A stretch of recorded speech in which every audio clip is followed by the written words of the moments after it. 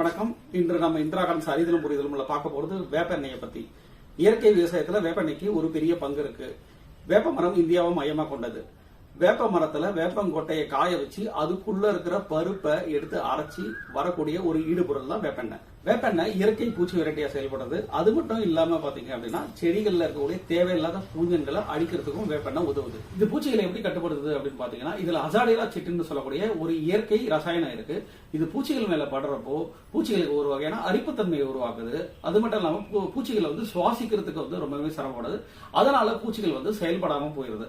இது எல்லா பருவநிலையில இருக்கக்கூடிய பூச்சிகளையும் கட்டுப்படுத்துது. அதாவது பூச்சிகளோட முட்டைகளையும் கட்டுப்படுத்துது, அதோட குஞ்சுகளையும் கட்டுப்படுத்துது, நல்லா வளர்ந்த பூச்சிகளையும் இது கட்டுப்படுத்துது. இது இலை வழியா கொடுக்கறதுக்கு ரொம்பவே நல்லது. அதாவது பாத்தீங்க அப்படின்னா இதுல நிறைய கிரேட் இருக்கு. இதுல பிபிஎம் அதிகமா இருந்தது அப்படின்னு பாத்தீங்க, அதாவது கான்சென்ட்ரேட்டரா இருந்ததுன்னா 3 ml 1 லிட்டர் தண்ணிக்கும், கான்சென்ட்ரேஷன் அதாவது பிபிஎம் கம்மியான அளவு இருந்தது அப்படின்னு பாத்தீங்க அப்படின்னா 5 ml வரைக்கும் தண்ணியில கலந்து செடிகள் மேல கொடுக்கறது ரொம்பவே நல்லது. இது அளவுக்கு அதிகமா கொடுத்தோம் அப்படின்னா செடிகளுக்கு நிறைய பாதிப்பு உண்டாக்கும்.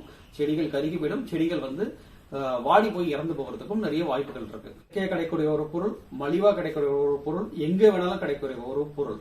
இதை வாங்கி அனைவரும் இயற்கை விவசாயத்தில் பயன்படுத்தி பயனடையலாம். நன்றி, வணக்கம்.